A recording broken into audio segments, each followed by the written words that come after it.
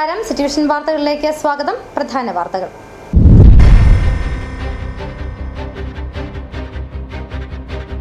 സംസ്ഥാനത്തെ പൊതുവിദ്യാലയങ്ങളിൽ 1 മുതൽ 10 വരെ ക്ലാസ്സിലേക്കുള്ള പ്രവേശനം മെയ് 2 മുതൽ ആരംഭിക്കും.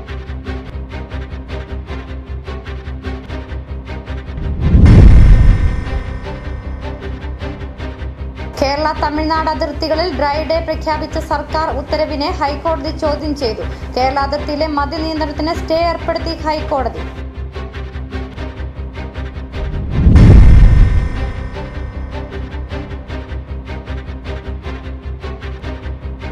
ഇടുക്കി കുമളി മുരിക്കടിയിൽ യുവാവിനെ വെട്ടിപ്പരിക്കേൽപ്പിച്ച സംഭവത്തിൽ പ്രതിയെ പോലീസ് കസ്റ്റഡിയിലെടുത്തു.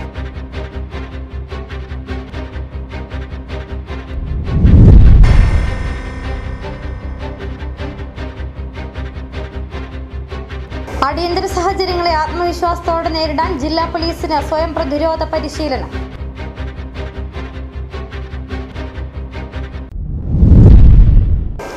വിശദമായ വാർത്തകളിലേക്ക്. സംസ്ഥാനത്തെ പൊതുവിദ്യാലയങ്ങളിൽ 1 മുതൽ 10 വരെ ക്ലാസ്സിലേക്കുള്ള പ്രവേശനം മെയ് 2 മുതൽ ആരംഭിക്കും. 1-ാം ക്ലാസ് പ്രവേശനത്തിനുള്ള കുറഞ്ഞ പ്രായം ഈ വർഷം കൂടി 5 വയസ്സായി തുടരും. അടുത്ത അധ്യയന വർഷം മുതൽ ഇത് 6 വയസ്സായിരിക്കും. വാർഷിക പരീക്ഷയുടെ അടിസ്ഥാനത്തിലുള്ള സ്ഥാനക്കയറ്റ പട്ടിക മെയ് 2-ന് സ്കൂളുകളിൽ പ്രസിദ്ധീകരിക്കും. സംസ്ഥാനത്തെ പൊതുവിദ്യാലയങ്ങളിൽ 1 മുതൽ 10 വരെ ക്ലാസുകളിലേക്കുള്ള പ്രവേശനം മെയ് 2 മുതൽ ആരംഭിക്കും. കുറഞ്ഞ പ്രായം ഈ വർഷം കൂടി 5 വയസ്സായി തുടരുമെന്ന് പൊതുവിദ്യാഭ്യാസ ഡയറക്ടർ അറിയിച്ചു. അടുത്ത അധ്യയന വർഷം മുതൽ ഇത് 6 വയസ്സായിരിക്കും. കേന്ദ്ര വിദ്യാഭ്യാസ അവകാശ നിയമം അനുസരിച്ച് 1-ാം ക്ലാസ് പ്രവേശനത്തിനുള്ള കുറഞ്ഞ പ്രായം 6 വയസ്സാണെങ്കിലും കേരള വിദ്യാഭ്യാസ ചട്ടം അനുസരിച്ചാണ് സംസ്ഥാനത്ത് 5 വയസ്സായി തുടർന്നത്. വാർഷിക പരീക്ഷയുടെ അടിസ്ഥാനത്തിലുള്ള സ്ഥാനക്കയറ്റ പട്ടിക മെയ് 2-ന് സ്കൂളുകളിൽ പ്രസിദ്ധീകരിക്കും.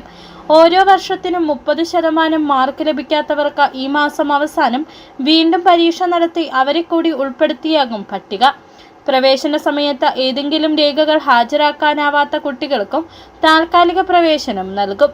ഇതര സംസ്ഥാനക്കാരായ കുട്ടികൾ ഉൾപ്പെടെ പൊതുവിദ്യാലയങ്ങളിൽ പ്രവേശനം ആഗ്രഹിക്കുന്ന എല്ലാവർക്കും അത് ഉറപ്പാക്കണം. പ്രവേശന പരീക്ഷ നടത്തരുത്. 1 മുതൽ 8 വരെ ക്ലാസ്സുകളിലെ കുട്ടികളിൽ നിന്ന് ഒരു തരത്തിലുള്ള ഫീസും ഈടാക്കരുത്. 9, 10 ക്ലാസ്സുകളിലെ കുട്ടികളിൽ നിന്ന് സർക്കാർ നിർദ്ദേശിക്കാത്ത ഫീസോ പണമോ ഈടാക്കാൻ പാടില്ല.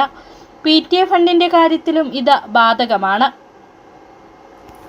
സിറ്റിവിഷൻ അടിമാലി.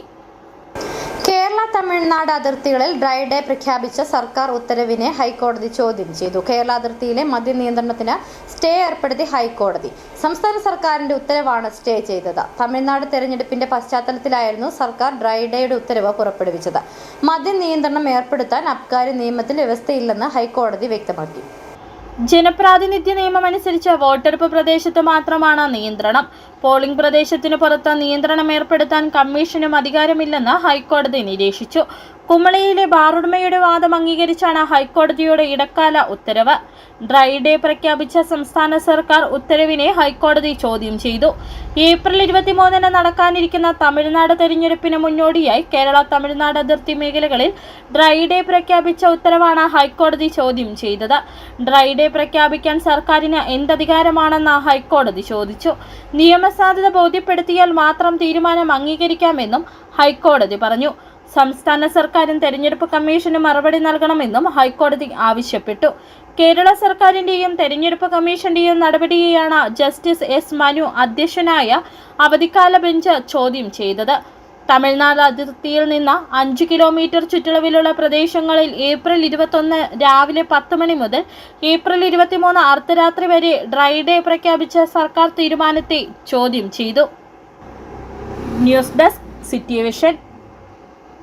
ഇടുക്കി കുമളി മുരിക്കടിയിൽ യുവാവിനെ വെട്ടിപ്പരിക്കേൽപ്പിച്ച സംഭവത്തിൽ പ്രതിയെ പോലീസ് കസ്റ്റഡിയിലെടുത്തു. മുരിക്കടി സ്വദേശിയായ ക്രിസ്റ്റഫറാണ് പിടിയിലായത്. ഇന്നലെ ഉച്ചയ്ക്കായിരുന്നു കേസിനാസ്പദമായ സംഭവം. ഇന്നലെ ഉച്ചയ്ക്ക് 12:30യോടുകൂടി കുമളി മുരിക്കടിയിലെ ഒരു വീടിന്റെ മുൻവശത്തെ റോഡിലായിരുന്നു സംഭവം നടന്നത്. പുളിക്കപ്പറമ്പിൽ രൂപേഷിന്റെ വീട്ടിലേക്കുള്ള സാധനങ്ങൾ ഇറക്കി വെക്കാൻ എത്തിയതാണ് പ്രതിയായ ക്രിസ്റ്റഫർ. മദ്യലഹരിയിലായിരുന്ന പ്രതി വിലപിടിപ്പുള്ള സാധനങ്ങൾ താഴെയിട്ട് നശിപ്പിച്ചു. തുടർന്ന് രൂപേഷ് ജോലി തുടരേണ്ടതില്ലെന്ന് അറിയിച്ച് ഇയാളെ പറഞ്ഞയച്ചു.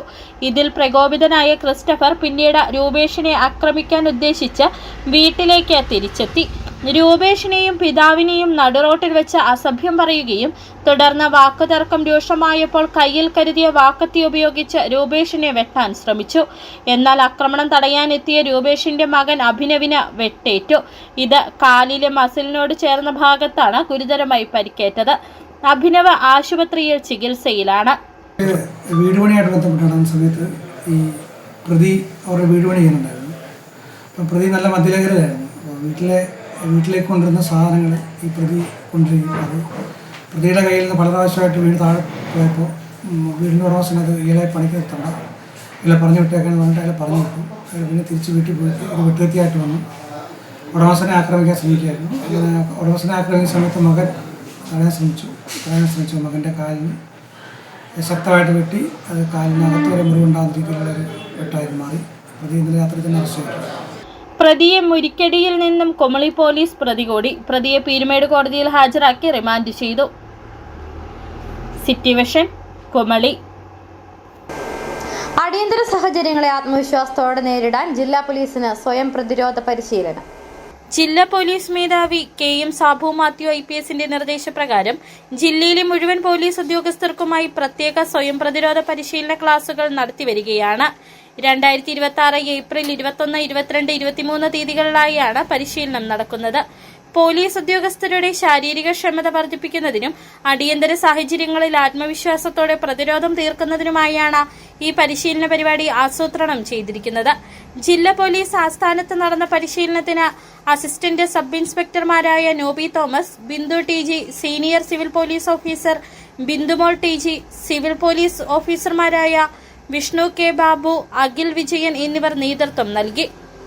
City vision, Idukki. മധ്യവേനൽ അവധി ആഘോഷങ്ങൾക്കായി മാങ്കുളത്തേക്ക് എത്തുന്ന വിനോദസഞ്ചാരികളുടെ ഇഷ്ടകേന്ദ്രമായി മാറുകയാണ് 33 വെള്ളച്ചാട്ടം. മതിവരുവോളം തണുത്ത വെള്ളത്തിലുള്ള നീരാട്ടിനായാണ് സഞ്ചാരികൾ കൂടുതലായി 33 വെള്ളച്ചാട്ടത്തിലേക്ക് എത്തുന്നത്. എത്ര കടുത്ത വേനലിലും 33 വെള്ളച്ചാട്ടം അങ്ങനെ പൂർണ്ണമായി വരളാറില്ല. വനത്തിലൂടെ ഒഴുകിയെത്തി പാറക്കെട്ടുകളിൽ നിന്നും താഴേക്ക് പതിക്കുന്ന 33 വെള്ളച്ചാട്ടത്തിൽ കുളിക്കാനും ചിത്രങ്ങൾ പകർത്താനും മധ്യവേനലവധി ആരംഭിച്ചതോടെ സഞ്ചാരികളുടെ തിരക്കാണ്. പ്രായഭേദമന്യേ എല്ലാവർക്കും വെള്ളച്ചാട്ടത്തിൽ കുളിക്കാനും ചിത്രങ്ങൾ പകർത്താനും സൗകര്യമുണ്ടെന്നതാണ് ഈ ജലപാതത്തിന്റെ പ്രത്യേകത. കാട്ടുജോലിയായി തെളിഞ്ഞൊഴുകുന്ന വെള്ളത്തിന് നട്ടുച്ച നേരത്തും കോരിത്തരിക്കുന്ന തണുപ്പുണ്ട്. கிளைமேட் வந்து சூப்பராக இருக்குது. இப்படி ஒரு பிளேஸை வந்து இன்றைக்கி தான் பார்க்குறோம். நாங்கள் வந்து ஒரு நாள் மூணார் வருவோம், மூணாரோட போயிடுவோம். இது இன்றைக்கி வந்ததுக்கு ரொம்ப பிடிச்சிருக்கு. நான் அடிக்கடி வரணும்னு தோணுது. இதுவும் இந்த சீசன் டயத்தில் இதோட நல்லாயிருக்கும் போல தெரியுது. கூலிங் பக்காவாக இருக்குது. கிட்டத்தட்ட ஒரு 100 டன் AC போட்டால் கூட இந்த கூலிங் இருக்காது. വേനൽ എത്ര കടുത്താലും 33 വെള്ളച്ചാട്ടം ഒഴുകിക്കൊണ്ടേയിരിക്കും. ആനക്കുളത്ത് കാട്ടാനകളെ കാണാനെത്തുന്ന സഞ്ചാരികൾ 33 വെള്ളച്ചാട്ടവും കണ്ട് മടങ്ങാറാണ് പതിവ്. ഓഫ് റോഡ് യാത്ര ഇഷ്ടപ്പെടുന്നവർക്കായി മാങ്കുളത്ത് നിന്നും ആനക്കുളത്ത് നിന്നുമെല്ലാം വെള്ളച്ചാട്ടത്തിലേക്ക് ജീപ്പിലുള്ള യാത്രയ്ക്കും സൗകര്യമുണ്ട്. ഗ്രാമീണതയുടെ ഭംഗിക്കും വനത്തിന്റെ പച്ചപ്പിനുമിടയിൽ 33 വെള്ളച്ചാട്ടം തീർക്കുന്ന മനോഹാരിത സഞ്ചാരികളുടെ മനസ്സ് കീഴടക്കുന്നു. City vision, Mankulam. ഇടവേള.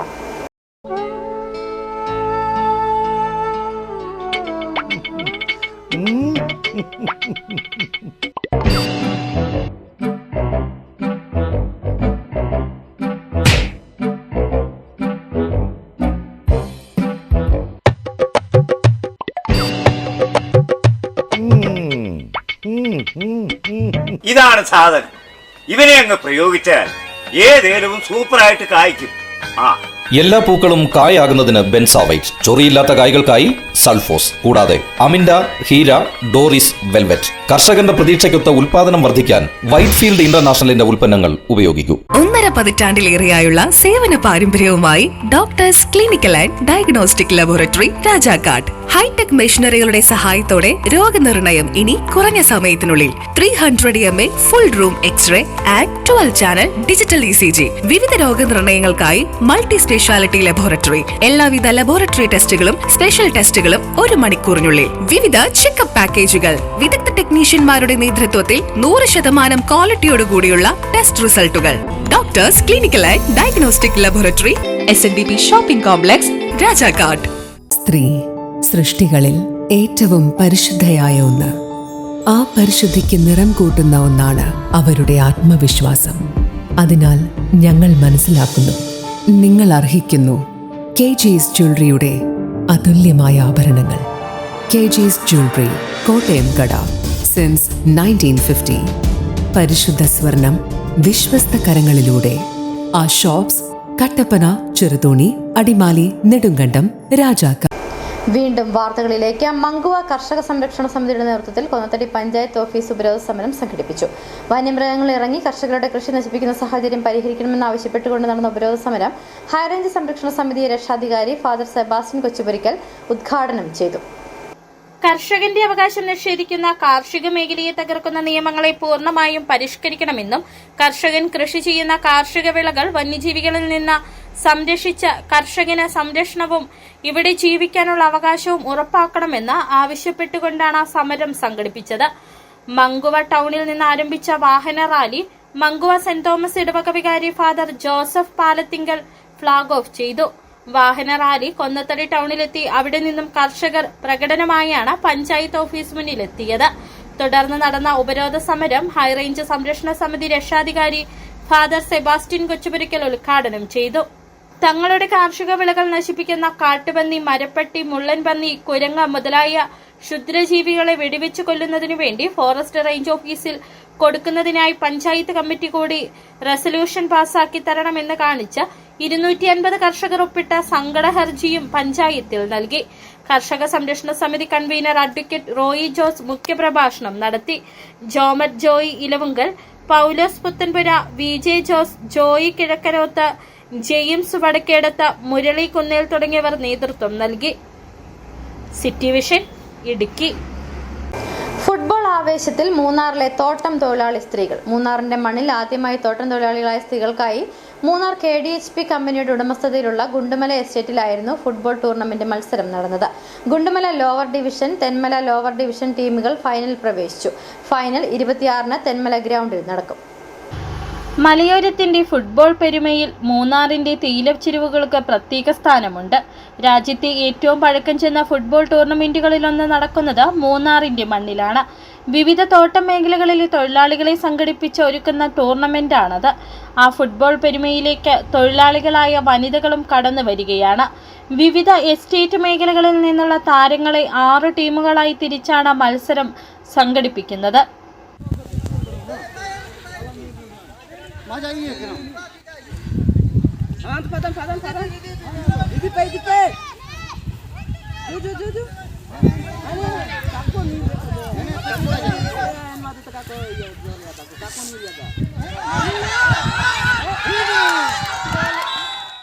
ഗ്രൂപ്പ് ഘട്ടത്തിൽ നിന്നും വിജയിച്ച Gundumala lower division, Thenmala lower division ടീമുകൾ ഫൈനലിൽ പ്രവേശിച്ചു.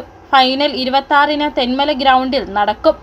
KDHP കമ്പനിയിലുള്ള ഗുണ്ടുമല എസ്റ്റേറ്റിലാണ് ഇത്തരത്തിൽ ഫുട്ബോൾ മത്സരം സംഘടിപ്പിച്ചത്.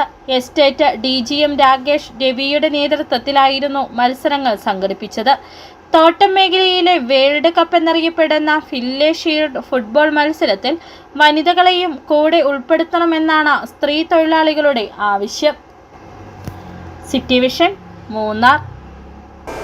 മുരിക്കുംതൊട്ടി സെന്റ് ജോർജ് സെഹിയോൻ യാക്കോബായ സുറിയാനി പള്ളിയിലെ പെരുന്നാൾ മഹാമഹത്തിന് തുടക്കമായി. 2 ദിവസങ്ങളിലായി നടക്കുന്ന മോർ ഗീവർഗീസ് സഹദായുടെയും പരിശുദ്ധ അബ്ദുൽ ജലീൽ മോർ ഗ്രിഗോറിയോസ് ബാവായുടെയും ഓർമ്മ പെരുന്നാളിനും തിരുശേഷിപ്പ് വണക്കത്തിനുമാണ് തുടക്കമായത്. ഇടവക വികാരി ഫാദർ എൽദോസ് പുളിഞ്ചോട്ടിലിന്റെ നേതൃത്വത്തിൽ കൊടിയേറ്റിയതോടെയാണ് പെരുന്നാൾ ആഘോഷത്തിന് തുടക്കമായത്. 2 ദിവസങ്ങളായി നടക്കുന്ന പെരുന്നാളിന് ക്നാനായ ഭദ്രാസനം റാന്നി മേഖല മെത്രാപ്പൊലീത്ത കുര്യാക്കോസ് മോർ ഇവാനിയോസ് തിരുമേനി മുഖ്യ കാർമ്മികത്വം വഹിക്കും. കാർഷിക ഗ്രാമമായ മുരിക്കുംതൊട്ടി, കുരുവിള സിറ്റി, കൊളപ്പാറച്ചാൽ, പൂപ്പാറ മേഖലയിലെ ജനങ്ങളുടെ ആത്മീയ ഉന്നമനത്തിനായി സ്ഥാപിതമായ സെന്റ് ജോർജ് സെഹിയോൻ യാക്കോബായ സുറിയാനി പള്ളിയിൽ ആണ്ടുതോറും നടത്തി വരാറുള്ള പെരുന്നാൾ മഹാമഹത്തിന് തുടക്കമായി. ഇടവക വികാരി ഫാദർ എൽദോസ് പുളിഞ്ചോട്ട്, സഹവികാരി ഫാദർ ജോം കാരികുഴിയിൽ, ഇടവക അംഗം ഫാദർ ജോബിൻ മർക്കോസ് എന്നിവർ സംയുക്തമായി കൊടിയേറ്റിയതോടെയാണ് 2 ദിവസങ്ങളിലായി നടക്കുന്ന പെരുന്നാൾ മഹാമഹത്തിന് തുടക്കമായത്.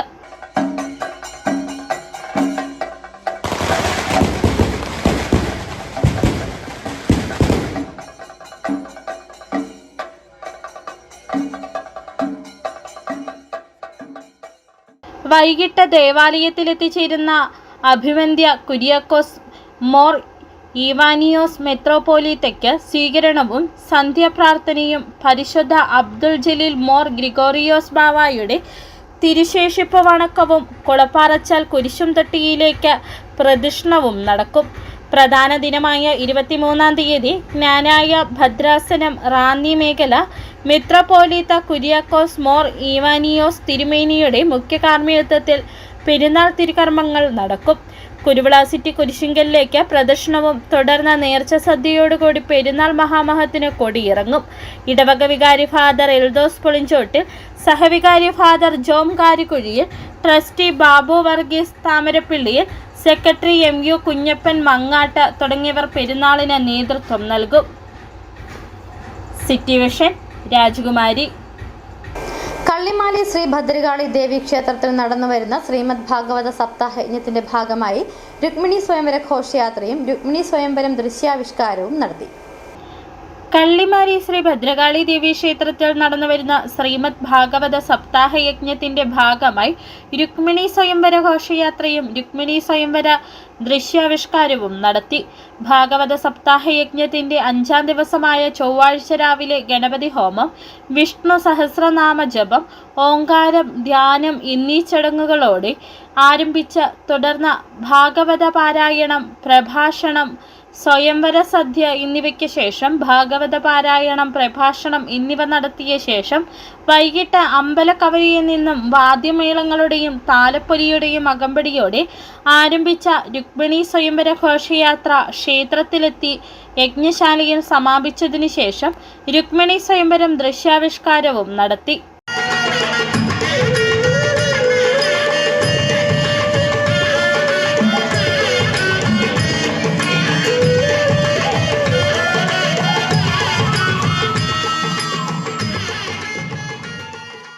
യജ്ഞാചാര്യൻ സ്വാമി ഉദിത് ചൈതന്യജിയുടെ കാർമ്മികത്വത്തിൽ നടക്കുന്ന യജ്ഞം 23-നാണ് സമാപിക്കുന്നത്.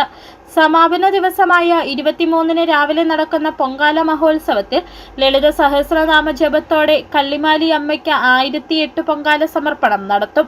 ക്ഷേത്രം committee president Anoop S. Nair, secretary MN Manikandan എന്നിവർ യജ്ഞപരിപാടികൾക്ക് നേതൃത്വം നൽകി. City vision Rajakkad. സ്വർണം വെള്ളി നിരക്കുകൾ. ബെന്നീസ് ജുവലറി. സ്വർണം, വെള്ളി, ഡയമണ്ട് ആഭരണങ്ങളുടെ കലവറ. സ്വർണ്ണാഭരണങ്ങൾ ഹോൾസെയിൽ വിലയിൽ സ്വന്തമാക്കാം. 22K 9.6 ലൈറ്റ് വെയ്റ്റ് ആഭരണങ്ങൾ. രാജ്കോട്ട്, സിംഗപ്പൂർ, ടർക്കിഷ്, കുവൈറ്റ് ആഭരണങ്ങളുടെ ഏറ്റവും പുതിയ കളക്ഷൻസ്. 92.5 വെള്ളി ആഭരണങ്ങൾ. എവർക്കും അനുയോജ്യമായ ബഡ്ജറ്റിൽ 95% എക്സ്ചേഞ്ച് വാല്യൂ ലഭിക്കുന്ന ഡയമണ്ട് ആഭരണങ്ങളുടെ വലിയ ശേഖരം. ഇനി മനസ്സുപോലെ പരിശുദ്ധമായ പൊന്ന്. Benny's jewellery, Benny's tower, bus stand junction, Rajakkad. സ്വർണം ഗ്രാമിന് 14,185 രൂപ, പവന് 1,13,480 രൂപ, വെള്ളി ഗ്രാമിന് 275 രൂപ. പ്രധാന വാർത്തകൾ ഒരിക്കൽ കൂടി.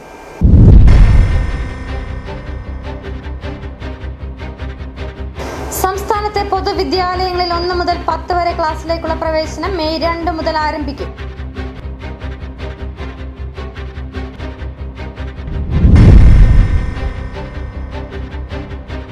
കേരള തമിഴ്നാട് അതിർത്തികളിൽ ഡ്രൈ ഡേ പ്രഖ്യാപിച്ച സർക്കാർ ഉത്തരവിനെ ഹൈക്കോടതി ചോദ്യം ചെയ്തു.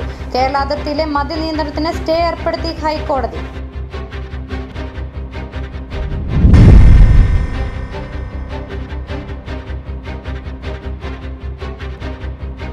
ഇടുക്കി കുമളി മുരിക്കടിയിൽ യുവാവിനെ വെട്ടിപ്പരിക്കേൽപ്പിച്ച സംഭവത്തിൽ പ്രതിയെ പോലീസ് കസ്റ്റഡിയിലെടുത്തു.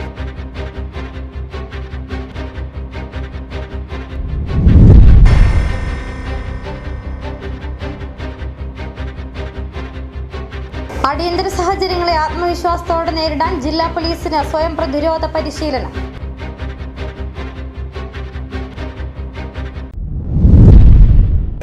ഇതോടെ ഈ വാർത്താ ബുള്ളറ്റിൻ പൂർണ്ണമാകുന്നു. നമസ്കാരം.